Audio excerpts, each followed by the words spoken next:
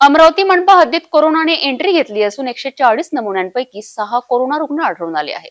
यासोबतच chikungunya, dengue, swine फ्लूचा रुग्ण आढळून आलेले आहेत.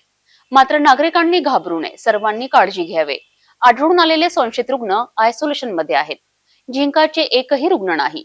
मनपा प्रशासन यावर आढावा घेत आहे, अशी प्रतिक्रिया जिल्हा शल्य चिकित्सक डॉक्टर दिलीप सोंदडे यांनी स्पष्ट केली. आधीसारख्या आता अमरावती शहरात कोरोनाने पुन्हा एंट्री घेतली आहे. आरोग्य विभागाने घेतलेल्या 140 नमुन्यांपैकी तब्बल 6 जणांचा अहवाल कोरोना पॉझिटिव्ह आला आहे.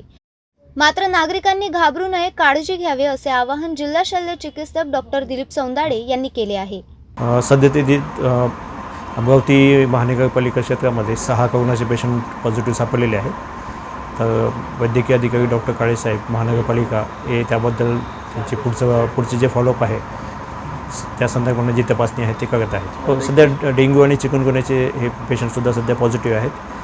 तर त्याबद्दल महानगरपालिका आणि त्या क्षेत्रानुसार कारवाई चालू आहे. सामान्य रुग्णालयामध्ये त्यांच्याकडे काही स्पेशल वॉर्ड कोरोनाच्या पेशंट तर त्याच्या आपण जे आयसोलेशनचे पेशंट आहेत, आपण वॉर्ड नंबर 10 आपण आयसोलेशनचे पेशंट ठेवतो. पण सद्यस्थितीत कोरोनाचे कुठलेही पेशंट ॲडमिट नाही आहेत. जे काय ते होम आयसोलेशनमध्ये आहे. झिकाचे आपल्याकडे त्या संदर्भित कुठलेही म्हणजे संशयित रुग्ण काही सापडलेले नाही आहेत. हा पर्टिक्युलरली पश्चिम महाराष्ट्रातली काही 2 ते 3 जिल्ह्यामध्ये हे रुग्ण सध्या आहेत. ऐन पावसाळ्याच्या दिवसात कोरोना, डेंग्यू, चिकनगुनियाचे रुग्ण आढळून आल्याने मनपा आरोग्य प्रशासनासह जिल्हा प्रशासन सतर्क झाले आहे. अमरावतीत कोरोनासोबत एक स्वाईन फ्लूचा रुग्ण सुद्धा आढळून आल्याने आरोग्य यंत्रणा सज्ज झाली आहे. संत गाडगेबाबा अमरावती विद्यापीठ प्रयोगशाळेतून नमुने चाचणीच्या अहवालात माहिती समोर आली आहे. गेल्या 15 दिवसात अमरावती जिल्ह्यात साथीचे रुग्ण वाढले आहे. नागरिकांनी सर्दी, ताप, खोकला अंगावर न काढता तपासणी करण्याचे आवाहन आरोग्य प्रशासनाने केले आहे.